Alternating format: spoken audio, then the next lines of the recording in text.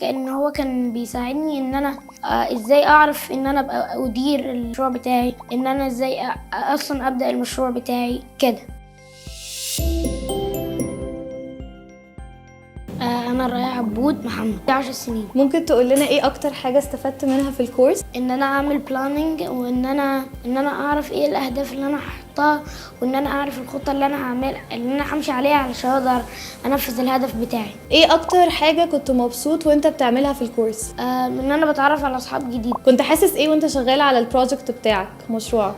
حاسس ان انا هنفذه، وغير كده كل الناس اللي موجوده هنا ساعدتنا كتير قوي في البروجكت بتاعتنا كلنا. في حاجة هنا كانت مختلفة عن اي كورس تاني انت حضرته قبل كده؟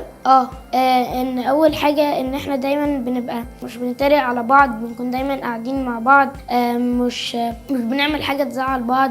كلامنا بيبقى بنقول كلام غير لائق اللي هو كلام عادي. يعني الكلام ده كله ساعدني ان انا ابقى غير منفعل يعني انا كنت في البيت دايما ببقى منفعل في طريقه كلامي، بس دلوقتي بقيت شويه اقل. حابب تقول لنا ايه اكتر حاجة كانت مهمة اتعلمتها عن البروجكت مانجمنت، إدارة المشروعات؟ كأن هو كان بيساعدني ان انا ازاي اعرف ان انا ابقى ادير المشروع بتاعي، ان انا ازاي اصلا ابدأ المشروع بتاعي كده. عايز تقول لنا اي حاجة تانية؟ لا شكرا. ثانك يو يا رايح. You're welcome.